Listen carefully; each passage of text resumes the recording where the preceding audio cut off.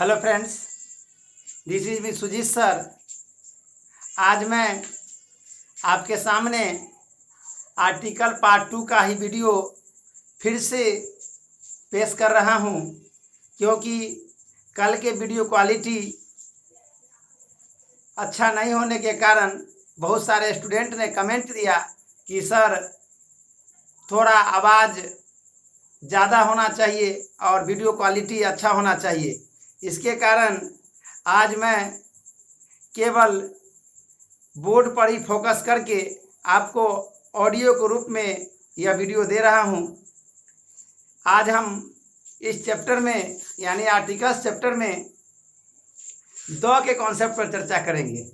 जैसा कि कल हम लोग पढ़े थे, द डिफिनिट आर्टिकल है, क्योंकि इससे निश्चित व्यक्ति या वस्तु का बोध होता है।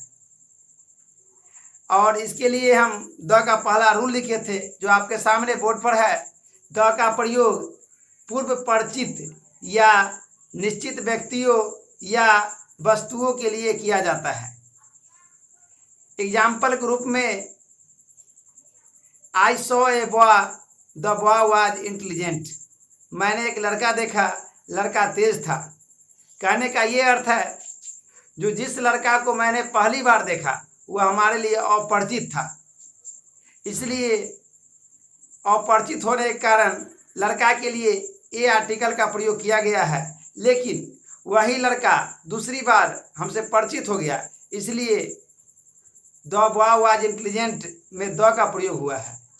इस प्रकार हम कह सकते हैं, अगर कोई नाउन किसी से पहली बार परिचित हो तो वहाँ पर हम ए का प्रयोग करेंगे, जबकि वही नाउन को दोबारा किसी अगले सेंटेंस में इस्तेमाल करना हो और पहले वाले सेंटेंस से उसको रिलेट करना हो तो दूसरी बार द का प्रयोग करेंगे। यह आपका रूल नंबर 1 था।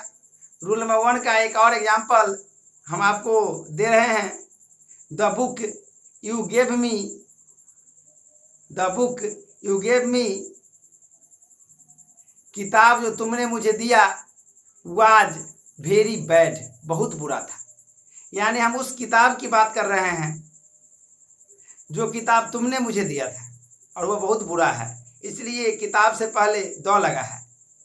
अब हम बात करते हैं रूल नंबर 2 की। द का प्रयोग सिंगुलर काउंटेबल नाउन के पहले होता है। देखिए, इस रूल से हमें बहुत कुछ सीखने को मिलेगा। सिंगुलर काउंटेबल नाउन यानी वो ऐसा नाउन जो एक हो और गिनने योग्य हो।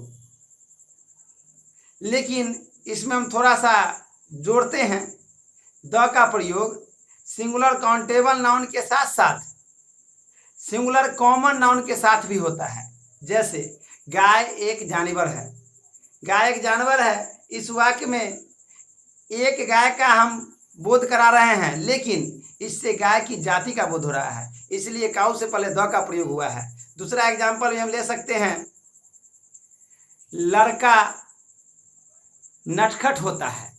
अब हम बोले लड़का नटखट होता है, इस वाक्य में एक लड़का बोले हैं, लेकिन लड़का नटखट होता है, इस वाक्य से पता चलता है कि इस संसार में जितना भी लड़का है सब नटखट होता है। तो वाक्य बनेगा, द बॉय इज नटी। अब हम इसका प्लुरल बनाते हैं, लड़के नटखट होते हैं। अब यहाँ पर प्लुरल कॉमन नाउन से पूरी जाति का बोध हो रहा है, लेकिन यहाँ द नहीं लगेगा, इसलिए वाक्य होगा बॉयज आर नटी। यानी यहाँ भी एक से अधिक लड़के से पूरी जाति का बोध हो रहा है, फिर भी हम द का प्रयोग नहीं करेंगे।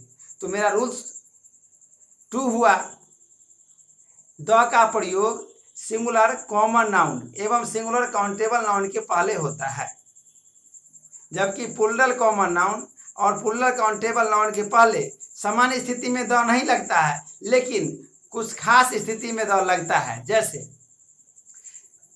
मैं किसी लड़के को देख रहा हूं, वह लड़का की संख्या 1 से अधिक है, और हम किसी दोस्त से बात कर रहे हैं, लड़के नटखट हैं, तो यहाँ पर लड़का हमसे पूर्व परिचित है, लड़का निश्चित है, लड़का एक से अधिक है, लेकिन यहाँ पर पूर्व परिचित है, और पूर्व परिचित होने के कारण रूल नंबर 1 के अनुसार यहाँ पर द का प्रयोग होगा। लड़के नटखट हैं, द बॉयज आर नट्टी। हम जैसा कि जानते हैं अनकाउंटेबल नाउन के पहले द का प्रयोग नहीं होता है, लेकिन अगर विशेष अर्थ हो तो द का प्रयोग होता है। जैसे पानी उपयोगी होता है, वाटर इज यूजफुल। लेकिन हम वाक्य को आप बदलते हैं, पानी उपयोगी है, इसका मतलब है कोई पानी जिसे हम पहले से परिचित हैं, जिसे हम देख रहे हैं, जिसे हम देख चुके हैं और उसके बारे में कह रहे हैं पानी उपयोगी है, अब लगेगा द वाटर इज यूजफुल। अब हम चलते हैं रूल नंबर 3 में। द का प्रयोग म्यूजिकल इंस्ट्रूमेंट्स यानी वाद्य यंत्रों के नाम के पहले होता है। यानी संसार में जितने भी बजाने वाले यंत्र हैं सभी के पहले द लगाएंगे। जैसे the tabla, the harmonium, the violin, the guitar, the sitar, the ड्रमडम एट्सेट्रा। रूल नंबर 4 में चलते हैं। द का प्रयोग डायरेक्शंस यानी दिशाओं के नाम के पहले होता है, और हम जानते हैं मुख्य रूप से दिशा 4 होती है, the east, the west, the north, the south. The east मतलब पूरब, द वेस्ट मतलब पश्चिम, द नॉर्थ मतलब उत्तर, द साउथ मतलब दक्षिण। लेकिन इनके अलावा कुछ और दिशाएं होती है, जैसे द टॉप ऊपर, द बॉटम नीचे। इस प्रकार अगर हम वेद शास्त्र के हिसाब से चले तो कुल 10 दिशाएं होती है, और सभी दिशा के पहले द का प्रयोग हम कर सकते हैं। अब आइए हम लोग रूल नंबर 5 में चलते हैं। रूल नंबर 5 में चलते हैं। रूल नंबर 5 है द का प्रयोग आकाशीय पिंडों यानी हेवनली बॉडीज के पहले किया जाता है। इसको कुछ बुक्स में ऐसे भी लिखता है कि जो चीज़ दुनिया में अनूठी हो, जो चीज़ दुनिया में एक हो, उसके पहले द का प्रयोग होता है। और बिल्कुल सही है, सूर्य दुनिया में एक है तो इसके पहले द सन होगा, मून द मून होगा, stars the stars, the air the wind. इस प्रकार हम लगा सकते हैं क्योंकि ये सब हेवनली बॉडीज हैं। आज हम रूल नंबर 5 के बाद रूल नंबर 6 का भी डिस्कशन करेंगे, जिसे आप सुनकर ही समझ सकते हैं। रूल नंबर 6 है पार्ट्स ऑफ द बॉडी के नाम के पहले द लगता है। पार्ट्स ऑफ द बॉडी यानी शरीर के अंग। हम जानते हैं शरीर का अंग आँख, कान, नाक, मुंह, ये सब शरीर का अंग है।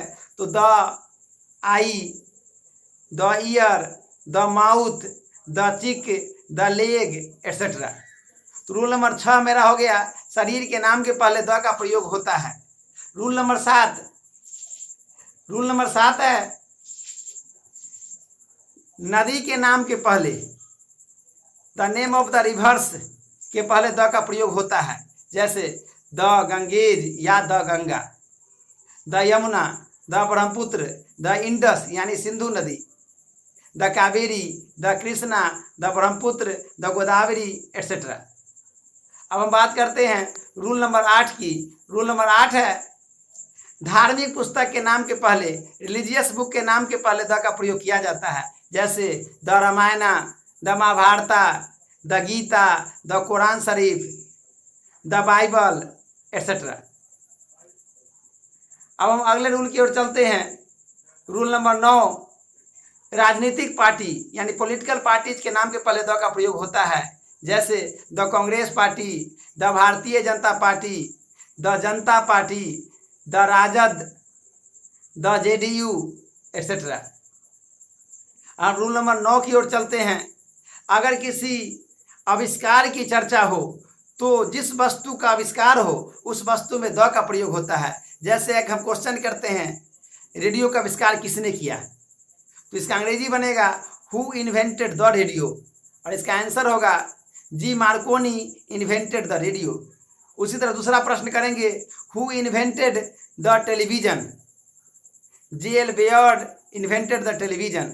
Who invented the telephone, Graham Bell invented the telephone. इस प्रकार हम कह सकते हैं रूल नंबर 9 के अनुसार जो भी आविष्कार हुआ है उसके नाम के पहले हम द का प्रयोग करके क्वेश्चन पूछ सकते हैं। अब रूल नंबर 10 की ओर चलते हैं और आज का यह अंतिम रूल है।